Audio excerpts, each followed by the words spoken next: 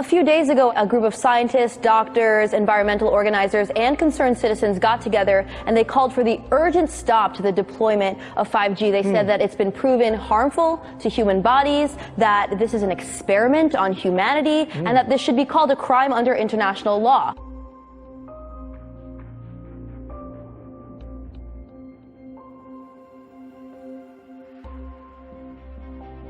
"5G is a weapon. It's used by the military. Do you know these 5G millimeter wave technologies are used to scatter crowds? They drive up in this technology when they want to scatter a cloud, and they put out these frequencies in a much higher power than 5G will be initially with us, but the same frequencies. And people scatter because they get the feeling their skin is on fire. Because the human body, including the skin, is an antenna. It interacts with frequencies and it receives and transmits information. At the cutting edge of understanding of DNA, scientists know that DNA is a receiver-transmitter of information. I have to tell people 5G story. It's bigger than the Holocaust. It's bigger than anything you've ever heard. I'm Mark Steele. Anybody who hasn't heard me. I'm a weapons systems head-up display expert.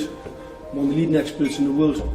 I've actually brought cover in relation to this, and the reason I became an expert was because I invented 5G is a killer. Do not believe a single word I say. Not one. I want you to do your own research. You'll find it's absolutely terrifying. There are going to be boxes broadcasting 5G, this weapon, down every street, all over the world. What we're concerned about 5G is that it's going to require a transmitter about every 3 to 10 homes. So you're talking about a small cell tower placed in front of your home. Because at these high frequencies you can't have... It doesn't travel very well. Yeah. And people need to understand, it's 24 gigahertz to 90 gigahertz. These are not 2 feet. These are 2 inches to half an inch. And this is very dense wireless radiation hitting our bodies. What we know is that it pulses more, it's got higher frequency, more waves per second, it beats up the cells more. Let's talk about today's technology, what we have going on today. Your phone is constantly sending electromagnetic fields in and out of each other. Whether or not you're receiving a notification right now, all of our digital tech sends this data back and forth, right, using these invisible microwave radiation signals. That's today's tech. We have every cell tower, every router constantly pulsing with radiation, whether or not you're using it. Science shows that this causes DNA damage, cancer, among other things. But don't take my word for it. And that's just with 4G. That's just with today's technology. Before we get to 5G, right now you got some of it, but not that much. Wireless radiation has biological effects, period. These effects are seen in all life forms: plants, animals, insects, microbes. In humans, we have clear evidence of cancer now. There is no question. We have evidence of DNA damage, cardiomyopathy, which is the precursor of congestive heart failure, neuropsychiatric effects. So 5G is not a conversation about whether or not these biological effects exist. They clearly do. 5G is a conversation about unsustainable healthcare expenditure.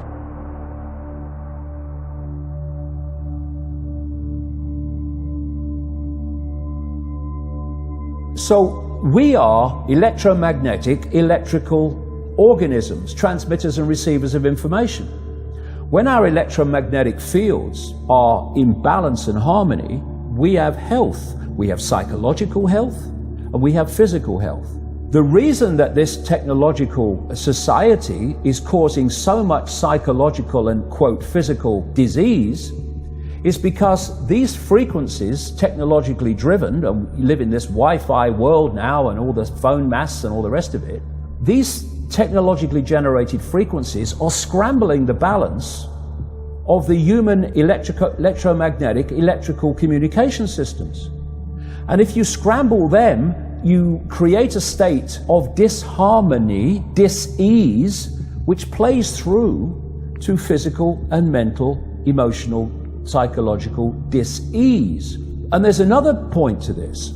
The brain processes information electrically. It communicates with the cellular structure electrically, and it operates within a certain band of frequency.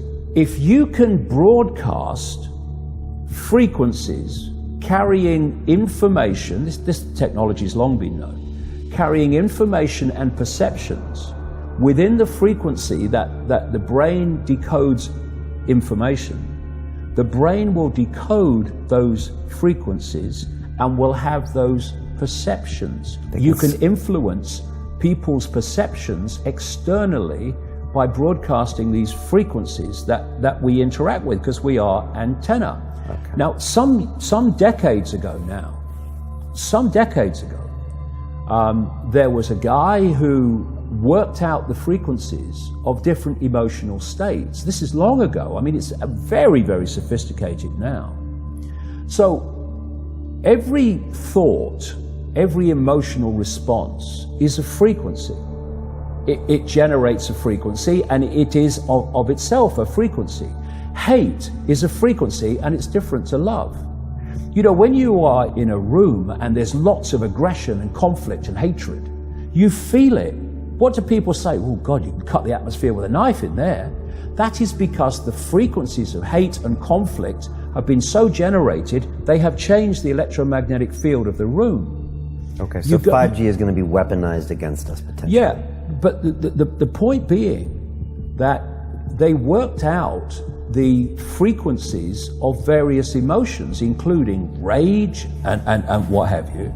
And basically, they can play across a community these frequencies without anyone knowing. And it starts to have an effect.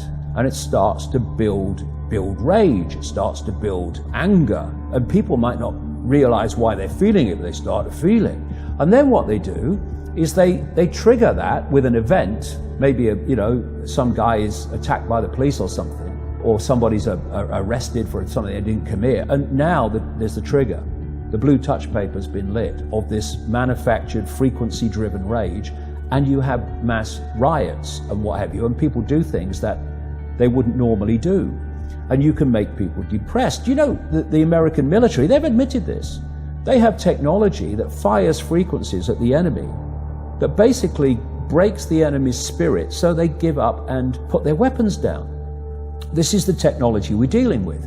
Now you take that into account and then you think of 5G. First of all, 5G doesn't travel well because of the nature of its frequency.